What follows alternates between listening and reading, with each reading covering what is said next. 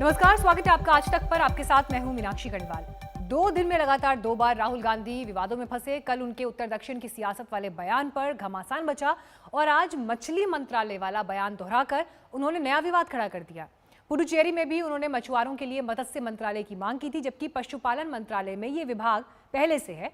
इससे पहले उत्तर और दक्षिण के लोगों की अजीब तुलना करके भी वो बीजेपी के निशाने पर आ गए। बीजेपी के कई बड़े नेताओं ने राहुल के बयान को विभाजनकारी सोच वाला बयान बताया।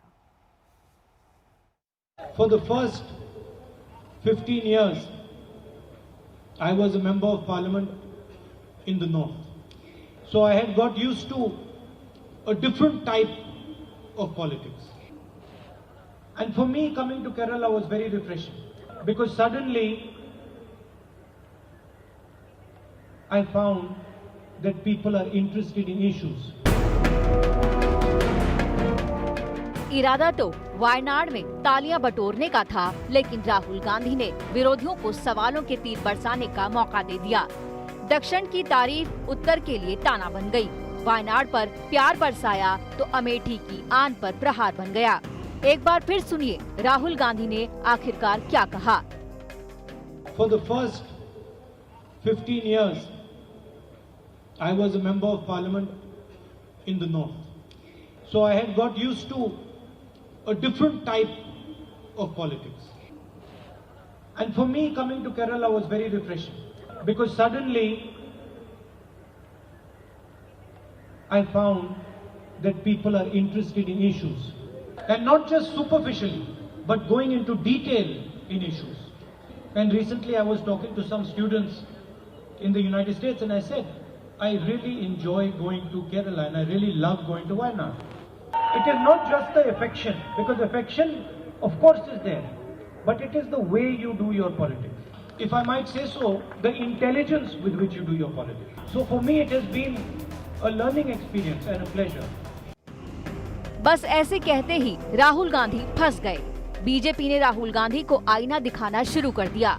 राहुल गांधी पर उत्तर बनाम दक्षिण पर बंटवारा पॉलिटिक्स के इल्जाम लगने लगे। सबसे मुखर हमला स्मृति ईरानी ने किया, जिन्होंने गांधी नेहरू परिवार की पारंपरिक सीट रही अमेठी को राहुल गांधी से छीन लेने में कामयाबी हासिल की थी। राहुल गांधी ने जो बयान दिया, ये उस क्षेत्र के बारे में दिया जिसने 50 साल तक उनके परिवार को सत्ता दी। ये उस क्षेत्र के बारे में बोला जिसमें वो ढोंग करते रहे कि क्षेत्र की जनता मेरे लिए परिवार है। और ये ढोंग सिर्फ उन्होंने नहीं किया, उनके परिवार ने भी किया। और कोई अपने परिवार को इस तरह से सार्वजनिक अपमानित करता है। राहुल गांधी ने केरल के मतदाताओं की सियासी समझ को सराहा। किसी की सराहना करना गलत बात नहीं, लेकिन उन्होंने उत्तर भारत के अनुभवों से जोड़ने की गलती कर दी। बीजेपी ने इस मौके को फौरन लपक लिया। और जो पप्पू पॉलिटिकल पाखंड की पिलपिली प्रयोगशाला बन जाए, तो वो इसी तरह का कि साउथ में रिफ्रेशमेंट और नॉर्थ में एक्सपेरिमेंट।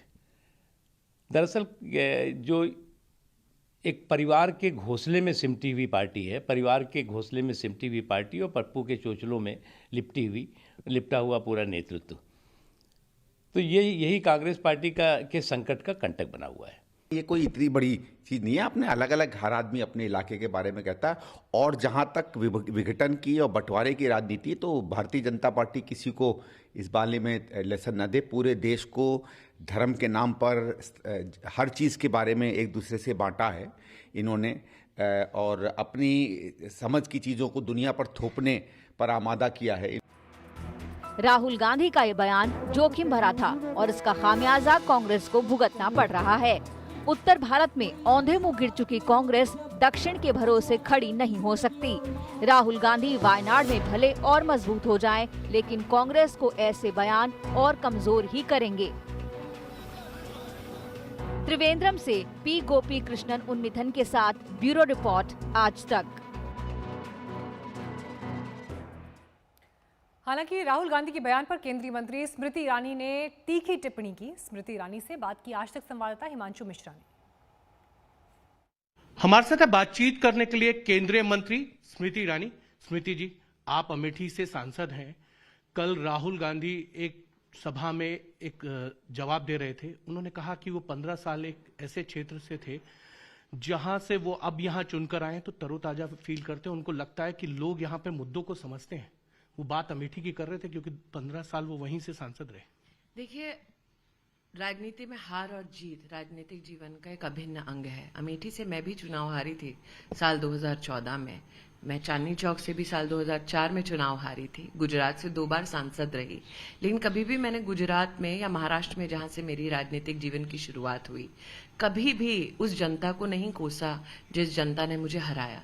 क्योंकि हार जीत, जैसे कि मैंने कहा, राजनीतिक जीवन का एक अभिन्न अंग है। लेकिन राहुल गांधी ने जो बयान दिया, ये उस क्षेत्र के बारे में दिया जिसने 50 साल तक उनके परिवार को सत्ता दी। ये उस क्षेत्र के बारे में बोला जिसमें वो ढोंग करते रहे कि क्षेत्र की जनता मेरे लिए परिवार है। और ये ढोंग सिर्फ उन्होंने नहीं किया, उनके परिवार ने भी किया। और कोई अपने परिवार को इस तरह से सार्वजनिक अपमानित करता है? राहुल गांधी ने कहा कि 15 साल जहां से वो सांसद रहे वहां के लोग खोखले हैं। राहुल गांधी ने कहा कि जहां से वो सांसद हैं, 15 साल तक जहां से उनका अनुभव रहा संसदीय, वहां के लोग उतने बुद्धिमान नहीं हैं जितने राहुल गांधी हैं। मुझे लगता है इस प्रकार की घृणा और नफरत को अपने आप में हार के 1.5 साल बाद भी पालना इस बात का संकेत है कि वो किस प्रकार के व्यक्ति हैं, जो किस प्रकार की रंजिश रखते हैं, जो किस प्रकार का द्वेष रखते हैं।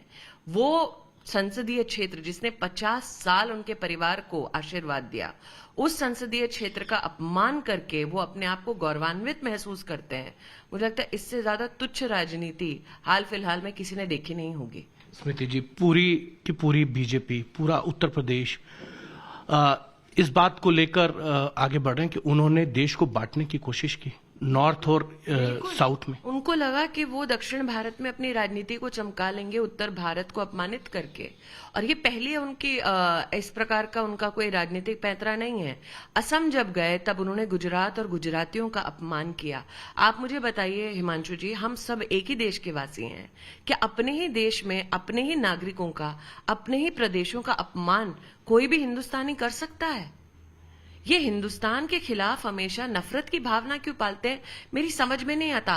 बार बार राजनीतिक विश्लेषण करते वक्त लोगों ने कहा है कि बेचारे राहुल गांधी को राजनीति में धकेला गया है, उनकी मंशा और इच्छा नहीं है। ये समझ में आता है कि अगर वो राजनीति पर से घृणा करें, लेकिन जनता से उनकी जो घृणा है वो किसी के भी समझ के परे है। अंगूर खट्टे हैं ऐसा लोग बोलते हैं, लेकिन अनुभव इतना खट्टा हो कि आप अपनी राजनीति में प्राण फूंकने के लिए देश का, प्रदेश का और जनता का अपमान कर दें। एक हफ्ते पहले राहुल ने पुडुचेरी में जो गलती की थी, केरल के कोल्लम में आज उसे जस का तस दोहरा दिया। मत्स्य मंत्रालय वाले बयान पर बुरी तरह गिरने के बावजूद आज राहुल गांधी ने एक बार फिर वही बयान दिया। Just like our farmers farm the land, you farm the sea. The farmers have their ministry in Delhi. You don't have a ministry in Delhi. No one speaks for you in Delhi. So the first thing I would like to do is have a ministry dedicated to the fishermen of our country, so that your issues can be defended and protected across the country. Rahul Gandhi के इस बयान पर एक बार फिर जवाब दिया केंद्रीय मंत्री गिरिराज सिंह ने। इसी तरीके का बयान जो है राहुल गांधी ने जो है वो असम में दिया था गुजरात को लेकर। मैं तो कहा कि ये पूरे देश में भ्रम फैलाना चाहते हैं, और ये चाहे मेरे विभाग में जिस ढंग से कर रहे हैं, चाहे आम वो भ्रम फैला रहे हैं, वो भ्रम फैला करके अब तो लगता है कि मैं तो ये नहीं कहता कि भरम का हफीम जरूर वो खा लिए। जो एक डिपार्टमेंट हो, फिशरी डिपार्टमेंट, जिसमें वो क्वेश्चन करते हों खुद अपने हस्ताक्षर से, उस विभाग के विषय में भी पूछते हैं कि एक अलग मछुआ का विभाग होगा। मछुआ का विभाग है अलग से, पशुपालन में 2 विभाग है, एक विभाग पशुपालन है, दूसरा मछुआ का है, दोनों के सेक्रेटरी है, दोनों के बजट अलग अलग हैं, और उनको ज्ञान नहीं होगा। मैं ज्ञान दे देता हूं कि देश में 8000 किलोमीटर जो कोस्टल एरिया है, वहां हम हर गांव में एक सागर मित्र बना रहे हैं मछुआरों के हित के लिए। फिलहाल रुक रहे हैं हम एक ब्रेक के लिए।